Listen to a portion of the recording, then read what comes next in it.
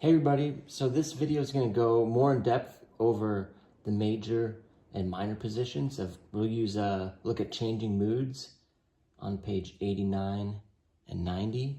And then we'll also look at the Horseman's Night Ride on page 93.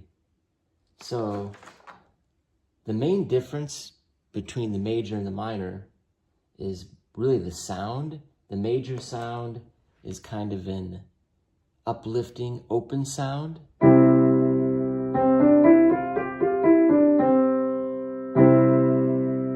And the minor sound is a little bit more melancholy and mysterious and a closed sound.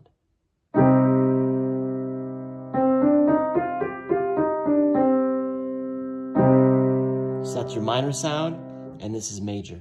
Major and minor. And major.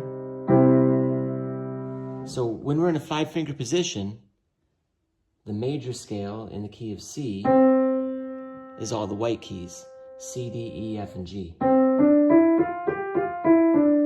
if you look at page 89 in example 1, it says C major, and I'm just demonstrating the right hand here, has the C 5-finger scale, which we've played many times now.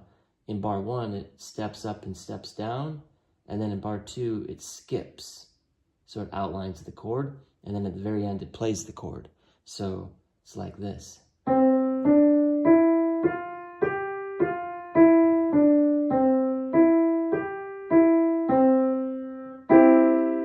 That's the exact pattern for the whole entire 2 pages, just switching from different keys. So that was C major. When we go down here to C minor, you'll notice that we have a C, a D, and then when we get to the E, right in front of the E is what we call a flat sign. And the flat sign goes in front of the note. So the flat doesn't come after the note, the flat is in front of the note. So if I circle the flat, I'll bring it up close here. This flat, that's the flat sign. It doesn't go with the D, it goes with the E. Even though we say E flat, it's more like flat E. So you have C, D, E flat, F, and G. The only difference between the two is that has E natural and that has E flat. So here's C position again, C major, E natural. C minor, you just take the E and you move it to the flat, which is the black key right below the E. E, E flat. So you have to be careful when you play your scale not to play the E natural anymore. You have C, D, E flat, and then you skip the E and you go to F. So if I play this pattern with C minor, it sounds like this.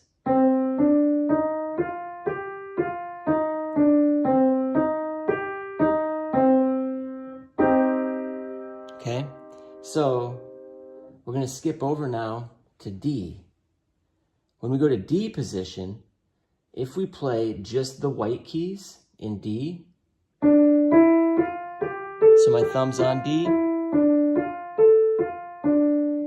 that's already minor. So if you look up here, D minor, you'll notice that D minor, it's all the white keys. There's no flats or sharps. But if we go up here to D major, you'll notice that on the 3rd note, that's a sharp sign that comes before the 3rd note. So to make D major, we need to add a sharp. It's raising the middle note. Whereas in the minor, to get in C minor, we had to lower the 3rd note to get the minor key. In the major, where minor is already the white keys, we need to raise the 3rd note to get the major. So D major will have D, E, and then F sharp. So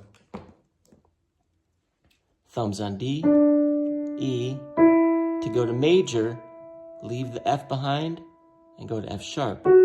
and then G, A. And you can hear that major sound.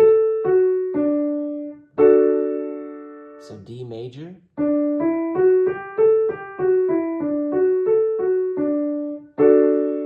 and D minor.